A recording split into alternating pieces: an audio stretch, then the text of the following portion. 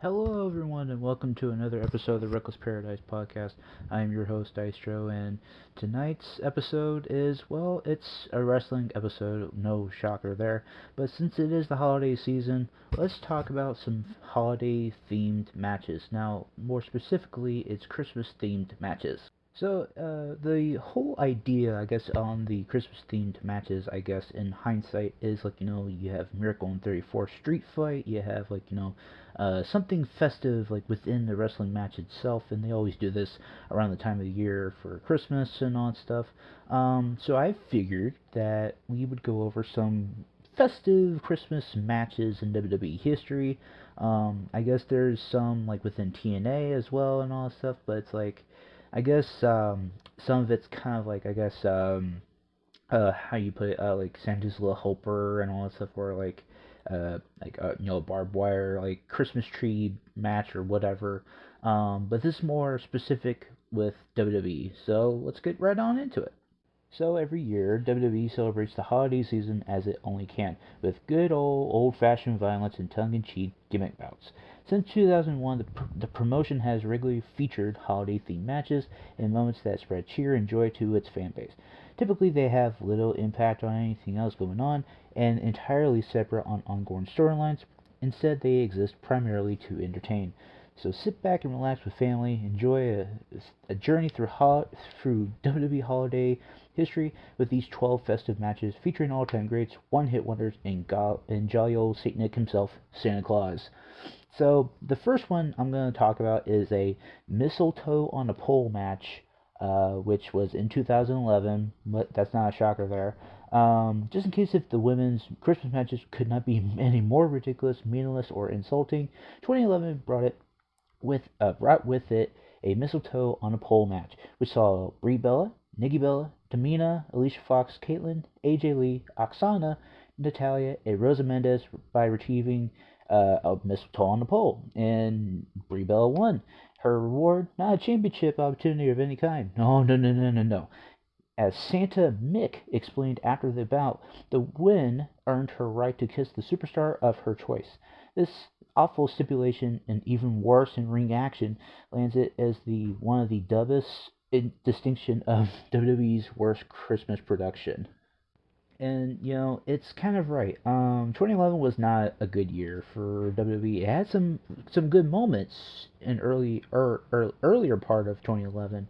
But this is like when it was like kind of like on the downswing. This is like when Miz was WWE champion. Let's not forget about that. Also, Morrison was a big, huge push, and Cena just derailed all of that momentum. What a shocker! But it's like one of those things where it's like, okay, like you have mistletoe on a pole match with some of the women that can work, and actually put on a good match and all that stuff too. So you just delegate them to a comedy match, like by any means.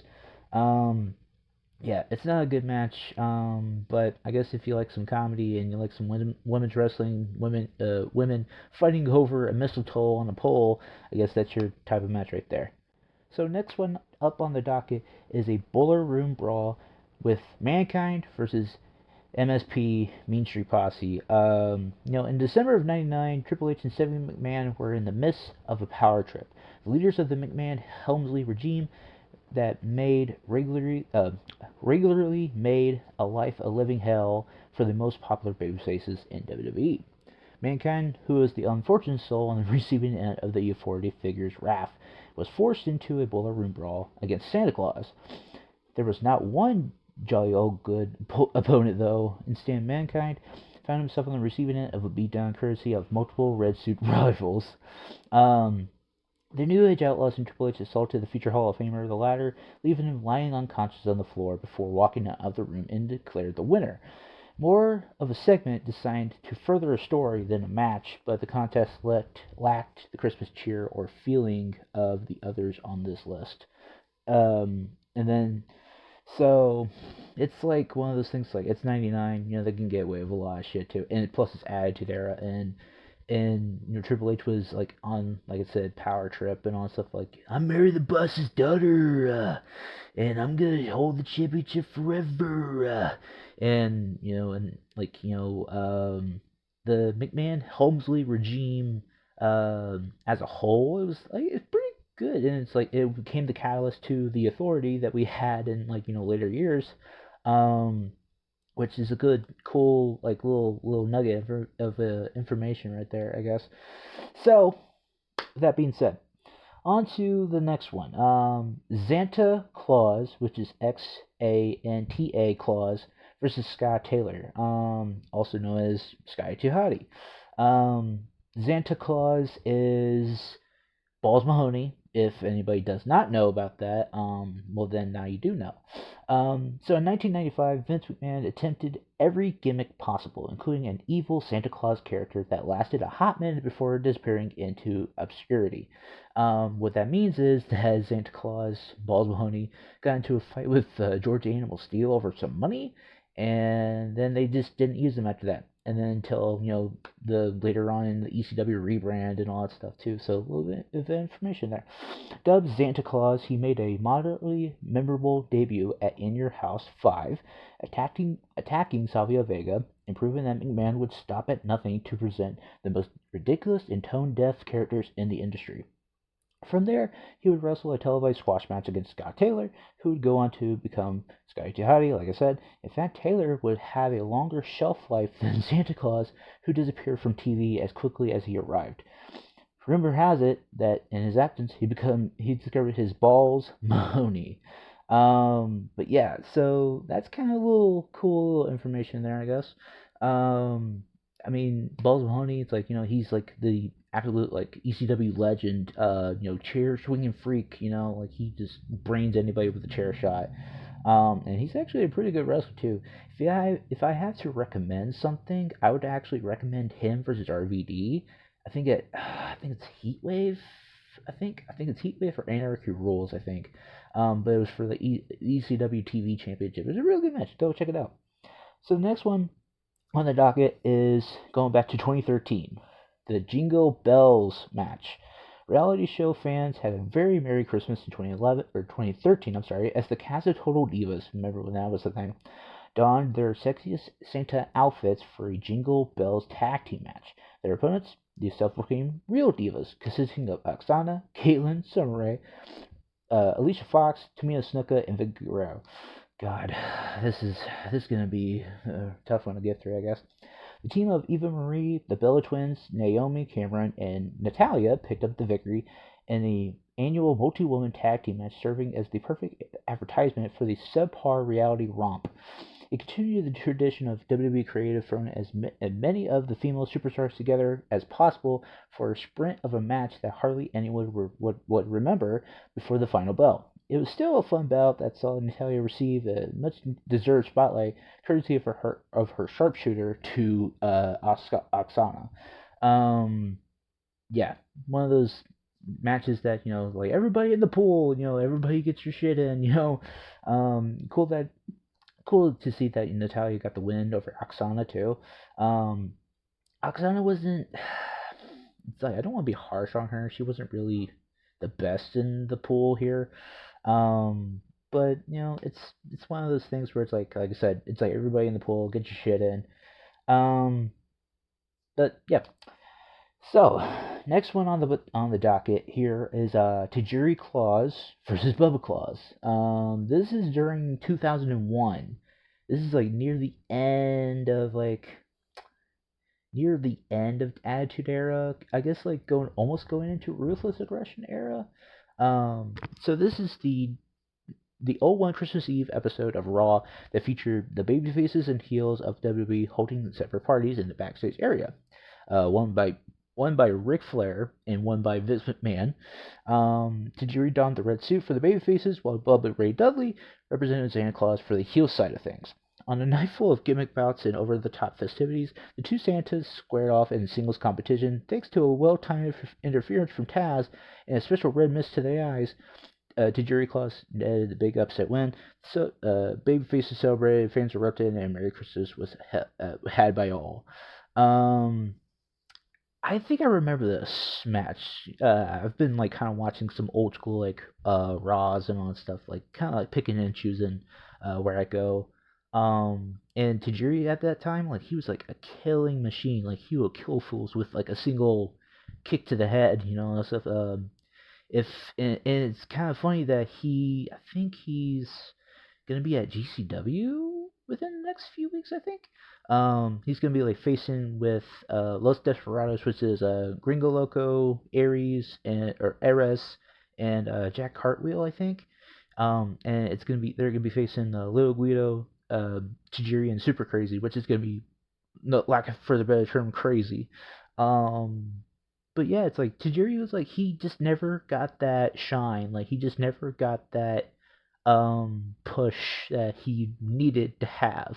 Like he was cruiserweight champion, he was tag team champion, but other than that, he wasn't like really much of anything. Like they just used him for like cruiserweight squash matches or just cruiserweight matches in general. He was like ECW World Television Champion at one point too. I think tag team champion with Mikey Whipwreck for ECW as well. So like he had some potential, but they just didn't use him properly for the world or like main title pictures. Which is crazy because like he's freaking good. He's really really good. Um, but we'll put a little pin in that. Maybe for like what if episode. So going back to the '01 Raw, let's say, is the eggnog match between Tori Wilson and Stacy Kubler. Hindsight is 2020 here, and while the idea of two women rolling around the pools of verifying or variety substances may be demeaning and humiliating, there was a time when WWE fans eagerly anticipated the next testosterone-driven gimmick bout featuring two of the most beautiful women in the country. Christmas Eve '01 brought it with the first and only eggnog match in WWE history. Tori Wilson would square off against Stacy Keibler in the match, which consisted of more scratching, clawing, and dunking more than anything remotely close to an exhibition of professional wrestling. Tori Wilson rolled up Stacy Keibler and had the fans with Christmas joy. Yeah, it's like one of those matches. Like it's like nothing to like really write home about. Um, but it's '01. They weren't really giving women a chance at that point. Hashtag give women a chance on there. So let's go further in time. Let's go into like the early 2010s here. We're talking about 2014. This is the feud of Dean Ambrose versus Bray Wyatt. And it started at Hell in a Cell, like when Bray Wyatt, Sister Abigail Dean, and Seth picked up the win and stuff. It's like Dean and Seth like had that awesome feud, and then it goes right into the Bray Wyatt one. You would think it would be so good, and it kind of was. It was more physical than anything, but it was like it was just, I guess for lack of a better term, not good, I guess, character building with it. Cause like Bray Wyatt, he's like this psychotic bastard. He's like really really psychotic. And then like Dean, like he's a lunatic fringe. He was fighting Seth Rollins, like who like kept ramping up and up on like intensity, and every time it was like there was like comedy stuff with it too. But Dean and Bray, it's like those like that was funny, haha, back then. This is like super super serious, and they had like ambulance matches. They had this Miracle on the 34th Street fight. They had a really good match, I guess, for Survivor Series that year, which was shocking that he wasn't in the Team Cena versus Team Authority Survivor Series match. But hey, that's just me.